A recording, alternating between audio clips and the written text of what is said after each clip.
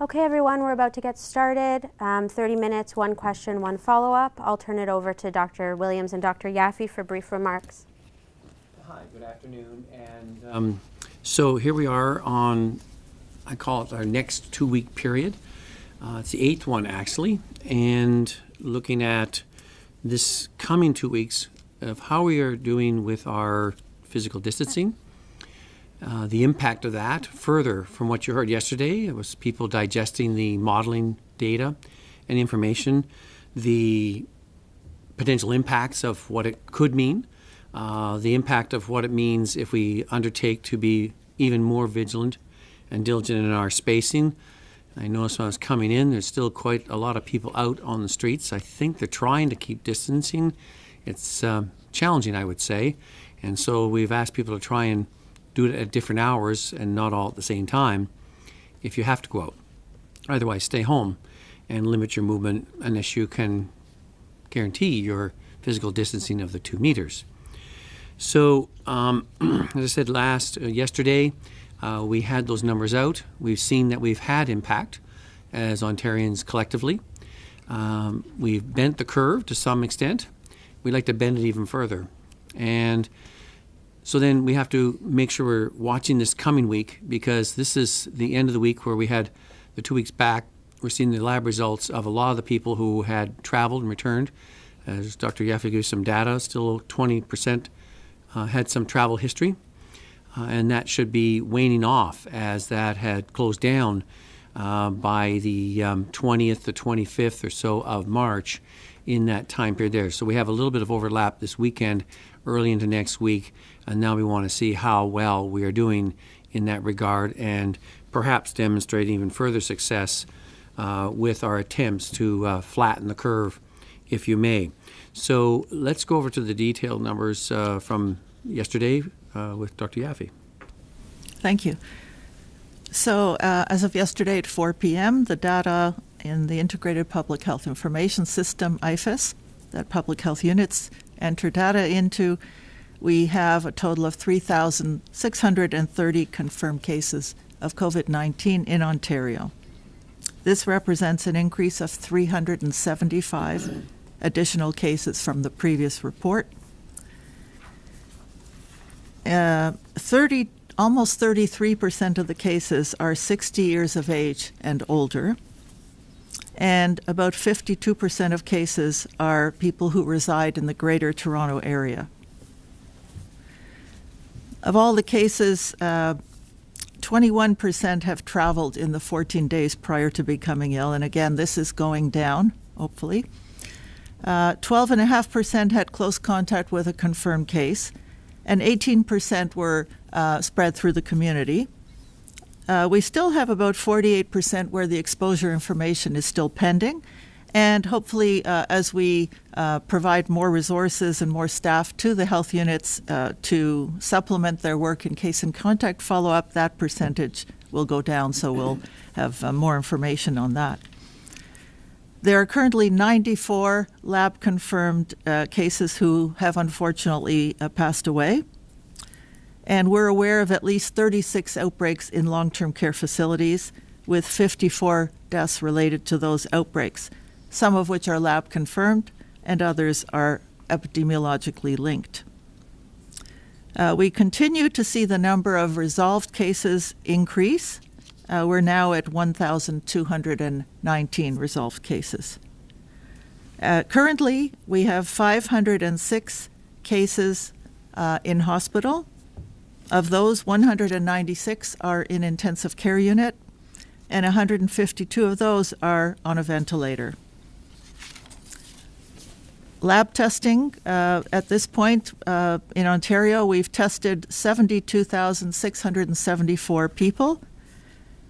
We only have 1,336 that are pending now, and in the last 24 hours, we've processed over 5,000. Our capacity at this point actually is about 9,400. With that, I'll turn it back to Dr. Williams. Thank you. Okay, well, thank you. And it was good to note in there that pretty well a third of our cases have resolved. And so that is good news, and I think we're going to continue to see that number rise as we go through the main phase of when we had increased all those numbers, and they have finishing their 14-day quarantine period. And so that is encouraging in that light there. It's interesting to note, as I said, we still have about the 20% or so that had travel history in that data there. Some have the contact history. The majority, of course, right now, and that's what Dr. Yaffe is alluding to with the desire to really enhance the case contact resources in the public health units, that we have still about 50% that don't have the full data in there. So that's a challenge for us. And we hope to see as the week goes on, the travel ones will drop down even more and more as the travel options were eliminated back 2 weeks ago, heading into the week and a half ago. So we'll see how that result goes there. Still, you see most of our cases tend to be in the age group of basically 20 to under 60 in the ones that were presenting themselves to us at our various assessment sites. And we have nearly 100 now operating in the province in that regard. And the lab test there, that number you see pending, is what usually flows into the labs anyways as part of their normal operations. So as far as we're concerned, we don't have any outstanding ones. They're just in the queue for being processed in that 24-hour period. And again, seeking to prioritize those that we've already identified before, and to make sure that those that need them get them back in a very timely fashion that'll help to make decisions on either work situation or with activities around outbreak management. Still, of course, our concerns is that the global situation continues to escalate in many different settings, and there's some new settings we're watching very nervously in some other areas, how that might impact in there. We see the U.S. numbers, of course, continue to rise, heading up to over 275,000 cases at this time. So with that, I'm going to open up for questions and hand things over. We'll take the first question. First question comes from Kari Verma from CBC National News. Please go ahead. Hi there. The Premier said Ontario is waiting too long for things like mask manufacturers and ventilator manufacturers to get the green light to start manufacturing domestically here in Ontario. Can you provide any specifics on what we're waiting for from Health Canada, and do you share the Premier's frustrations and concerns? And also, are you guys concerned at all about not getting PPE from the United States given the executive order? Okay, 2 or 3 questions there. First, on the aspect of the normal processes when you have newly manufactured equipment and materials, be it ventilators and or personal protective equipment, it goes through a certain level of assessment and I would say paperwork to get the approval of the authorizing authorities such as Health Canada. I think what the Premier was talking about is that if we're producing these products in Ontario and we're satisfied by the manufacturer it meets all the requirements, to go through a long drawn-out approval process during this time of urgency, is that really necessary? So I think the Premier's asking for, including all we're trying to do these days, that those processes would be handled expeditiously so that we would not be held up in that regard. As far as the impact on the ruling with the U.S. government in that regard, I see there's ongoing discussions.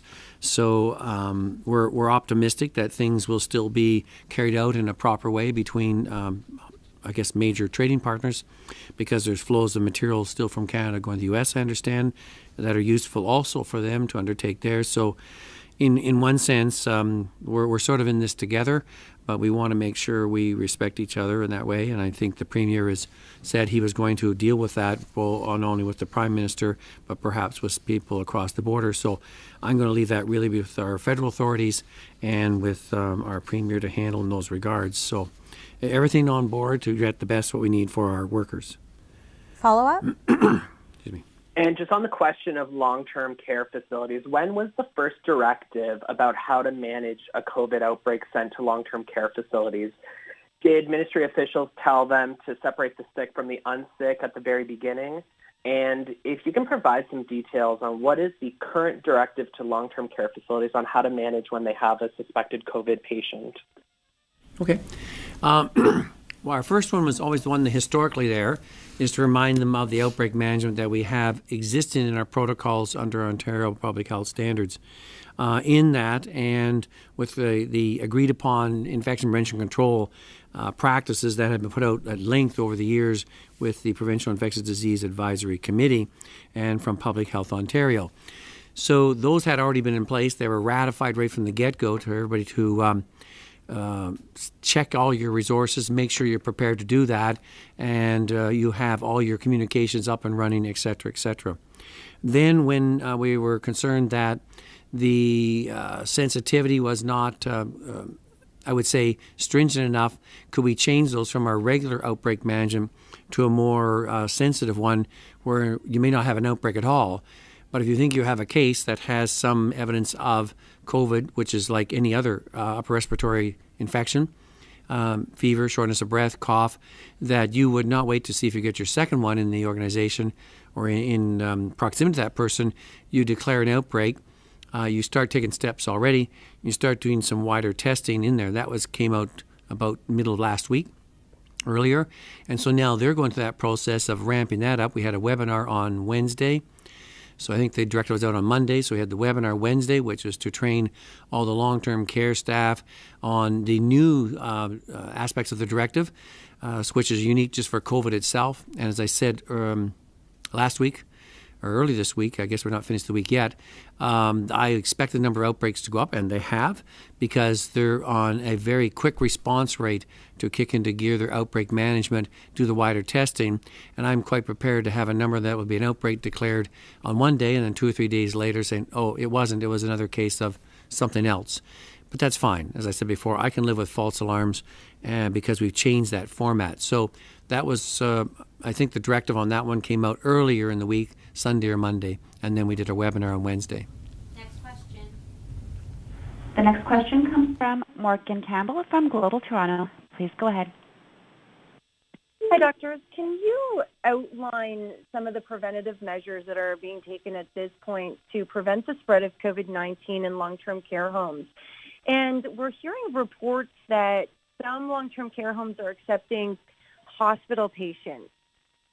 Can you comment on that? And would those hospital patients be segregated? Maybe You go ahead. I can start. Yep. There are many measures that have been put in place based on what we do normally with outbreaks, plus the additional directions in the recent directive. So starting with your last question, there are instances where a patient in hospital can be transferred to a long-term care facility. If their condition is considered stable, they would have to pass the screening, no fever, no symptoms suggestive of COVID-19, and they would be put in a 14-day quarantine within the long-term care facility, just to make sure that they don't, in fact, have it. The measures in general, there's twice daily screening of every staff person, every resident, including fever, temperature screening, very strict infection prevention and control, scrupulous cleaning, cohorting, what we call cohorting of staff, so that as much as possible the same staff are dealing with the same residents, and we're not mixing as much, and the employer working with the staff to ideally have the staff working only at one facility, minimize the number of facilities they work at. And of course, very keen surveillance, looking for anybody who has any symptoms, even suggestive, sniffles, anything, and getting them tested. And as Dr. Williams said, one case we call now an outbreak, and then testing everybody else around them who's symptomatic to identify what's going on and try and prevent its spread as much as possible. Follow-up? Global News has obtained documentation that's directing long-term care homes to keep patients exhibiting symptoms of COVID-19 in the facility and not transporting them to hospital. Can you confirm that long-term care patients are being blocked from going to hospital? And if so, why are we not doing everything possible to help seniors, our most vulnerable? So let's be clear, there's no directive that tells the long-term, that hasn't changed at all, how long-term care facilities, transfer patients to hospital, and the transfer back has not been altered. More intensive screening in both ways to make sure in that regard. So if there is, for example, a regular transfer from a long-term care facility that doesn't have an outbreak where someone has had some deterioration and the physician who is monitoring that facility wants them to go for procedures, investigation, that still is done. And as always, they want to make sure that they have the documentation so there's no outbreak going on in that long-term care facility and the person is no more symptomatic than what their condition relies upon, so it's no evidence of a COVID infection. If there is an outbreak, then that person would have to be handled in a responsible way such that there was a potential COVID infection as well in that regard. So there's been no directive not to transfer in that. There's just been some heightened concern if it's from an outbreak facility into the hospital. They would have to treat it accordingly, and that's what the emergency departments and the other centers at the hospitals do because they're getting new cases coming in through their emergency department anyways, admitted into their isolation rooms and being handled accordingly. So there's been no directive in that regard. I think sometimes there's some confusion that if there's someone who is already in the final stages of life and that has already had some documentation that they do not want to have certain things done, that's what's done anytime, and that's the decision of the presiding physician as well as the family and other members in that regard. So it's business as usual in the long-term care facilities, of course, with the added knowledge of outbreaks of COVID and how one wants to handle that. So no, there's been no directive that stops them from being transferred if it's necessary and if that's the direction of the overseeing physician and facility, and of course the coordination with the acute care hospital where the transfer is going to be taking place too. Next question. The next question comes from Mo Sahim from Vista Radio. Please go ahead. Hi, thank you, doctors. So my question is regarding, the Minister of Health, Patty Hadju, mentioned that medical students that are close to graduating are being accelerated, as well as retired healthcare workers are being asked to come back. How is the province going about that? So that's where we've looked at our resources and our human health resources to deal with the surge in demand and need. And we've been very pleased that the medical students want to step up to that task in there. We'd want to use them, of course, in an appropriate way that wouldn't put them in any compromised situation as far as their ongoing training and what not beyond their scope of practice of what they're allowed to do with proper supervision in that regard, including lots of other volunteers. We've had some being offered by federal authorities as well. And so our task is then, how would you, one, document that you're using these individuals, second, give them the training they need for their specific task, make sure the task is appropriate to their level of knowledge and capability, and so that you can use then your existing staff who are maybe qualified for various criteria and scope of practice to do that kind of task, because a lot of the work now is very much calling, communicating, coordinating, gathering information, entering that into databases, etc., which is laborious but critical and essential as we're doing our case contact management, at least in the public health sector in that regard. But still we want to be attentive to make sure that the right people are doing the right thing in the right way with adequate coverage, training, and protection if they're going to be involved in any exposure to COVID or potential COVID-19 patients. Follow up?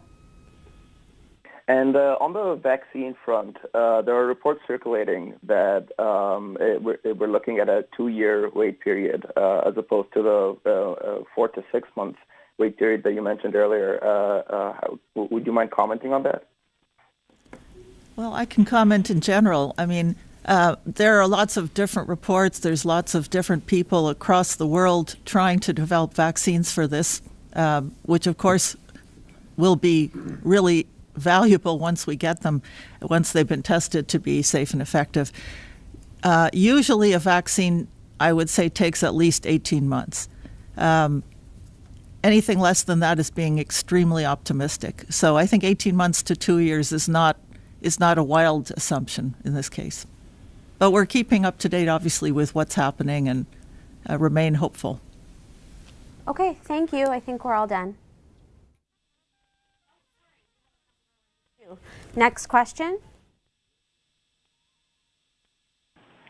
Next question comes from Scott Lightfoot from CTV News. Please go ahead.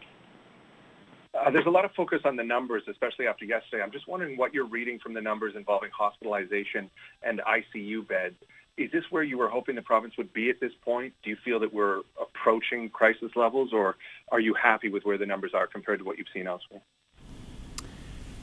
Well, where the numbers are, I mean, we gave the facts and the data to the modelers, and they put us on the curve and used that for projecting. So what we have achieved is they noted before that if we hadn't carried out what we had undertaken in the first 2 to 3 months of this current issue here when we started the end of January, we would have been a lot worse off. And that was the reassuring side of it. I think in that way that's the good news. Would I like the numbers even lower? Of course I would.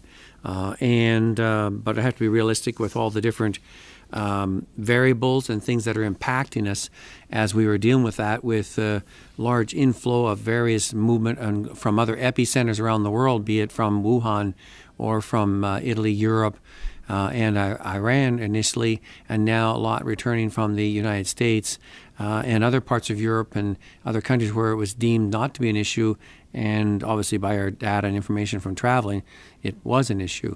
And so that large influx of these groups, I'm not talking about a few hundred, I'm talking about hundreds of thousands coming in and back and forth. So we've had to deal with that, and I think that's one of the success stories of how we've handled it thus far. We're in that phase, as I said, as we go into with the traveling diminishing and the border security being improved upon that regard.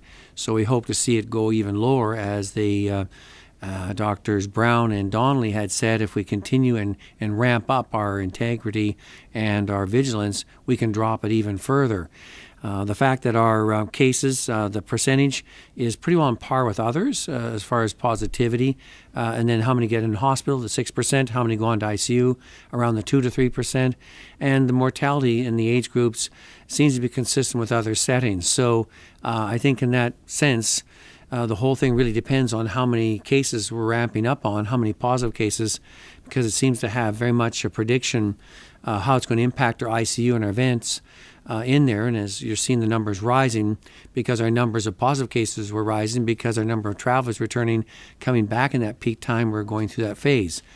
We want to see then, if we can get our numbers back down again, we would see then, I believe, a continual drop a bit further in that. If we don't get our numbers down, if they go up for other reasons, people are not vigilant, not handling the distancing and that kind of aspect, then we will have to deal with the increased hospitalizations and ventilators, as the modelers said would occur. So it's a double message, and yet it is very stark, and it's revealing that this is a serious matter. We have to do what we need to do, and we know how to do it. We just have to do it again, do it well, and do it every day, and be conscious of that all the time, and not be forgetful. Follow up? And you mentioned that you're sort of looking at this in benchmarks. I think you used 2-week examples, but as we get to the sort of 2 weeks from when travel was shut down, are you expecting to see the number of travel-related cases go down? Are you expecting to see the number of new cases go down? And will that perhaps provide a false sense of optimism for people who think, oh, things are getting better, we can get back to normal right away? Good question, and that's why I was saying the impact of the heavy travel time is going to start to get out of that incubation period over this weekend into early next week. And then as I said, then the rest of that week and the week after is how well are our public health measures working? How well are we doing with our physical distancing? Because it's in that control. If we're not being exposed, if you're not getting it from anybody, it's not growing, it's not spreading, and our numbers should diminish. If it doesn't, that may tell us that our measures are not heartily enough, and we're not handling that. So I would say after that, if we see our numbers come down a little bit in that sense there, that would give us some encouragement. I would say, as I said before, when we were ratcheting up our public health measures appropriately, if and when we see some signs, then we have our public health measures table, which is a special group meeting, and to discuss that aspect to say, what should you roll back a bit when? Because you roll back too soon. We did that in SARS. We found a second wave rebound very fast. So if you let your guard down, you will have to then backtrack quite a bit. So we want to be very careful how we ease off those and be convinced that it doesn't cause a resurgence again. So it's watching and measuring those metrics and continue to feed those into our modelers too, to see how we're doing on the curve and are we making progress. So it's very much data collection, data quality, and the analytics therein. And we have many team members, many groups working on different components. So we're going to get lots of advice and direction on that. And I said these next 2 weeks are an important 2 weeks. Next question. Next question comes from Sinead Dougal from Queen's Park Briefing. Please go ahead. Hi, doctors. I just wanted to ask you about long-term care. You both talked about limiting staff movement between facilities, and it seems like BC has taken this kind of a step at the provincial level. I'm just wondering if this is a directive that's being issued to facilities, and if so, whether it applies to retirement homes as well. And if there's anything more you're looking at doing in this regard to ensure that facilities are trying to, in fact, limit the movement of staff. So we have made that point aware that if there are staff who are working at multiple sites, they're to inform their employer. If there is an outbreak, then if you're involved as a worker in one facility and that's one of the outbreaks, then the direction is that you're really going to have to step back if you're in quarantine, and you really have to know, the other ones should know, and you're not allowed to work at those other sites, because while you're waiting for your testing and to be affirmed whether you're positive or not, you don't want to go and spread to those other institutions. I think as far as other directives, we're looking at other ways to try and handle that, to see how we can handle or limit that movement. As Dr. Yaffe alluded to, one way is, of course, in the cohorting within the facility. Some of our large facilities, you, instead of wandering and being assigned one day on one floor, another floor on a different floor, you stay at the same one for that period of time. So if there is one, you basically have a smaller cohort of staff to look at to see if that was a cause. I think the situation in BC, as I understand, there's a directive, but I have a sense they have had to alter that since that time. So I think you'd have to ask them how that process is going. So it's a challenge that we all face across Canada as we're trying to wrestle and deal with this area of long-term care. And as I said, we're trying to encroach into help and assist with retirement homes as well in a different way. Follow up? Yeah, and sorry, if I can just clarify. So let's say, there's a staff member who goes between facilities, but there is an outbreak at one, even though that staff member is not displaying any symptoms. Would they be allowed to then go, to their job in the other facility? That's where we're asking that they not do that. If they're in an outbreak in one facility, especially if it's been the floor they're on, they are supposed to be being tested and be in isolation at that time until they're cleared, or until the outbreak is declared over or ruled out if it's a false alarm. And of course, that's why we say if you're in that situation, you're going to have to be in isolation from all the facilities if you're in more than one, and not be a carrier or potential from one institution to the other. So that's our request on that, and that's why if the employers know, they say, well, it says here you also work at LTCX and we're in LTCB. There's an outbreak in X, so you shouldn't be coming into work here until that's clarified in the matter. And so we're trying to, with communication, eliminate that possibility. And of course, due to the asking for the worker to be conscientious of that, very conscientious and very careful, because they wouldn't want to have be the potential source of a spread to another institution and some consequences that lie therein. Okay, I believe that's the last question. Thank you so much.